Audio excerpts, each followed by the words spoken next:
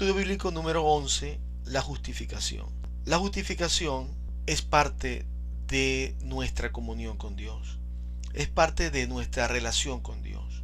Podemos leer en Romanos capítulo 3, versículos 10 al 14, lo siguiente. Como está escrito, no hay justo ni aun uno. No hay quien entienda. No hay quien busque a Dios. Todos se desviaron a una. A una se hicieron inútiles. No hay quien haga lo bueno, no hay ni siquiera uno. Sepulcro abierto es su garganta, con su lengua engañan. Veneno de aspides hay debajo de sus labios. Su boca está llena de maldición y de amargura.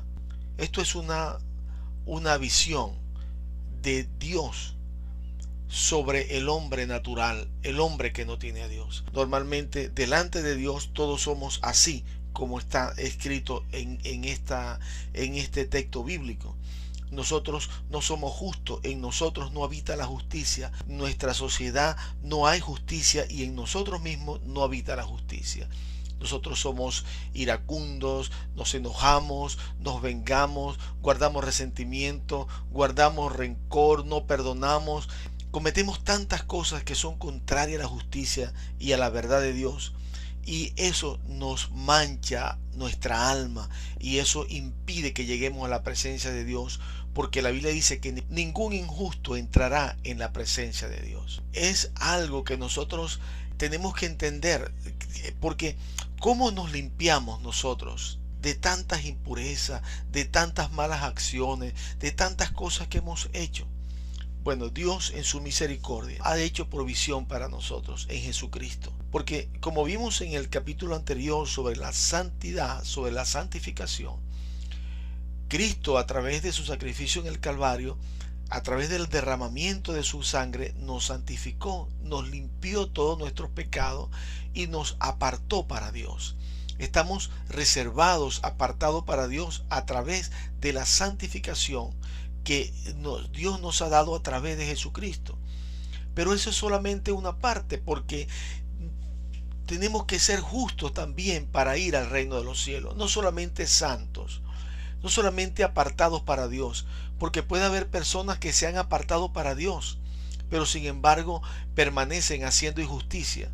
Ahí tenemos un ejemplo de los fariseos. Ellos aparentemente estaban apartados para Dios, vivían una vida religiosa, pero la vida religiosa que vivían era una vida de injusticia. Ellos eran hipócritas, no hacían la voluntad de Dios. Así eran los fariseos, y por eso Dios, el Señor Jesucristo, los exhortó y habló con tanta dureza de los fariseos, porque Dios aborrece la hipocresía. Pero Dios ha hecho provisión para nosotros, porque nosotros tenemos que ser no solamente santificados y apartados para Él, sino tenemos que ser justificados. Y dice la palabra de Dios en Corintios capítulo 6, versículo 9 al 11, dice lo siguiente. ¿No sabéis que los injustos no heredarán el reino de Dios? No erréis, ni los fornicarios, ni los idólatras, ni los adúlteros, ni los afeminados, ni los que se echan con varones, ni los ladrones, ni los avaros, ni los borrachos, ni los maldicientes, ni los estafadores heredarán el reino de Dios.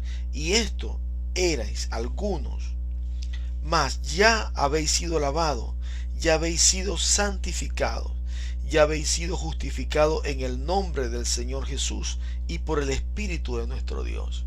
Así que aquí también dan una visión de lo que son los hombres, gran parte de los pecados en los cuales de alguna manera nosotros hemos participado, pero también dice que Dios ha hecho provisión en Cristo Jesús, y en Cristo Jesús no solamente somos santificados, sino que también somos justificados. De la misma manera como Dios, en un acto de su soberana voluntad, cuando aceptamos a Cristo, cuando nosotros aceptamos el pacto que Él hizo con nosotros a través de la sangre de Jesucristo en la cruz del Calvario, de la misma manera que somos santificados y apartados para Dios, también en ese mismo acto somos justificados. Somos justificados por el Señor Jesucristo, por un acto de su gracia divina, de su misericordia. Somos justificados. ¿Qué significa esto? Somos hechos justos. O sea, delante de Dios, En ese momento, cuando nosotros aceptamos a Cristo, nosotros somos hechos justos y Dios nos imputa a nosotros, por su gracia, la justicia de Cristo. Nosotros podemos ser salvos, podemos llegar al reino de los cielos, porque Dios nos da la justicia de Cristo. Usted y yo, cuando aceptamos a Cristo, Dios nos hace justos, aunque no haya ocurrido ningún cambio externo, ningún cambio visible, seguimos siendo los mismos. Sin embargo, por un acto de su voluntad, nosotros venimos a ser justos en ese momento. Es por fe. Y no solamente justos, sino nos da la justicia de Cristo. Hemos sido justificados. ¿Qué realmente significa esto? Significa que Cristo vino a restaurar en el hombre caído en pecado las condiciones originales, primarias que había en el huerto del Edén. Nosotros somos justificados y somos santificados, y Cristo nos restaura a la condición que tenía Adán antes de pecar. Esa relación con Dios en donde Cristo nos limpia de pecado, nos santifica, nos justifica y nos pone de tal manera que nosotros podemos comenzar una relación con Dios como la tenía Adán. Entonces esa es la voluntad de Dios a través de Jesucristo, justificarnos para que nosotros tengamos esa relación con Dios, porque de otra manera es imposible que tengamos una relación con Dios, porque Dios no tiene ninguna relación con el pecado. No es posible que un pecador pueda llegar a la presencia de Dios, y no es posible que un injusto pueda llegar a la presencia de Dios.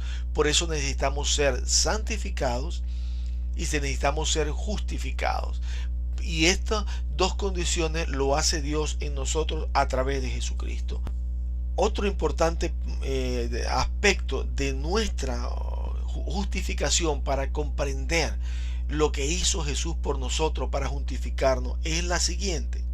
Dice en Colosenses capítulo 2 versículos 13 y 15, dice lo siguiente: y a vosotros, estando muertos en pecados y en la incircuncisión de vuestra carne, os dio vida juntamente con él, perdonándoos todos los pecados y anulando el acta de los decretos que había contra nosotros, que nos era contraria, quitándola de en medio y clavándola en la cruz, y despojando a los principados y a las potestades, los exhibió públicamente, triunfando sobre ellos en la cruz.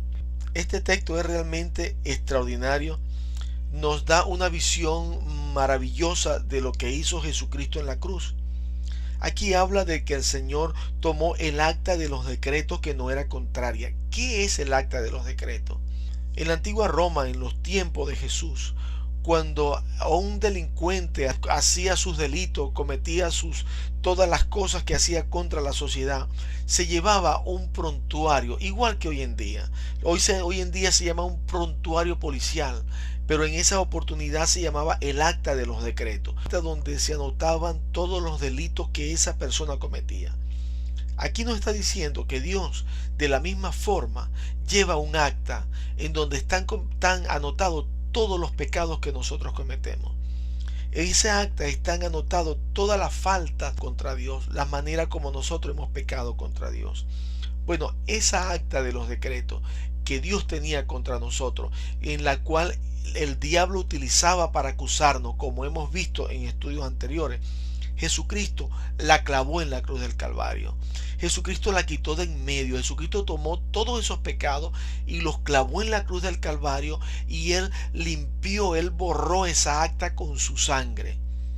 Eso significa que nuestras injusticias pasadas, todos los pecados y todas las injusticias que hemos cometido en el pasado, fueron lavadas también con la sangre de Cristo, y por esa causa nosotros venimos a ser justos delante de Dios, porque eso fue quitado. Dice la palabra de Dios de esta manera: si alguno está en Cristo Jesús, nueva criatura es.